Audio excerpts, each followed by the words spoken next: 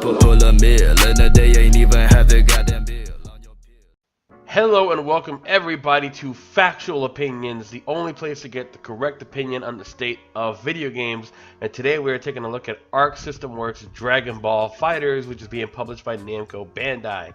It's been a few odd years for Dragon Ball. After Z ended many years ago, GT never really taking off in the US, and the show being in flux, there was Budokai, Tenkaichi, Team 4-Star, and Xenoverse that have all kept Dragon Ball alive and relevant in everybody's minds in some way, shape, or form. Xenoverse was such a huge thing, being able to create a character, and that was a fantasy of many Dragon Ball fans. But despite all the advances in the games, they never quite hit the point where they would be called a great fighting game. Until now. Dragon Ball FighterZ is one part Dragon Ball, one part Marvel vs. Capcom, and Arc System putting all their talent on display for the world to see. From the moment you start the game up and turn it off, it is dripping with style, Dragon Ball, anime, and pure unfiltered hype. It features almost all the norms from the genre: arcade mode with varying pathways, practice, challenge, online battle, story mode, etc, etc. None of the things there are going to surprise you. I would say the story mode is probably the only thing to really note out of all of these modes. It features an original story starring Android 21, who is a new character designed by Toriyama himself. The story sees all the heroes dealing with these weird clones who are stealing their power and is told through multiple arcs. It's a neat concept, and the actual writing and structure is different than the standard character lock, chapter-based structure NetherRealm has kind of established in the genre for the past few years. The gameplay itself, top notch, featuring an auto combo system, extremely simple commands for special and super attacks. Literally anybody can play this game. A complete novice can pick up a controller and within minutes will be final flashing people through buildings and landing 20 hit combos with no problem. The thing is, the easy access doesn't mean the game is without depth. Stripping away the layer of complex controls opens up the game to the part that fighting games don't get to usually unless you are at a high level, which are the mind games. Do I Dragon Rush? What if my opponent hits me with the down heavy to counter? Do I vanish after starting a dash for a punish? Does he super me instead? Maybe I tag switch to catch him off guard. The mind games and the back and forth when you're having a fun set with an opponent who starts to understand the game mechanics and puts together the counter your moves is incredibly satisfying. Not since Soul Calibur has a simple session with friends turned into 4 hours vanishing from the clock and then realizing you haven't blinked or breathed for that entire time.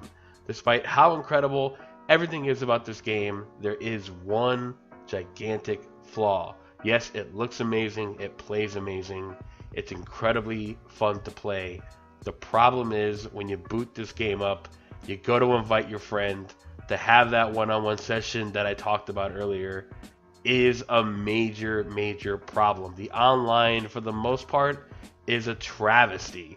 Not being able to matchmake with your friends. There's a ring party match that has 6 players, but you know, God forbid me if I could even get 3 of us in one room at a time because the ring system is almost completely broken.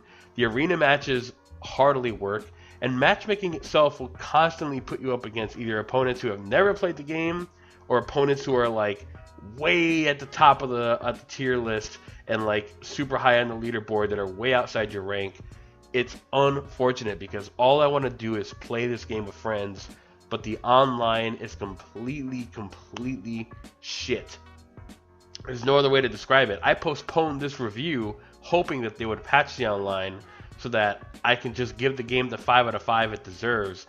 But with the online being so messed up, and I literally can't play with my friends when I want to, that's going to dock the game a point. Now, I know people are going to be like, oh, it should be a 3 out of 5 if the online's busted, but this game is fantastic. When they patch the online, and I'm just going to put it on good faith that they will, if they don't, I will come back to this, and I will slam it accordingly.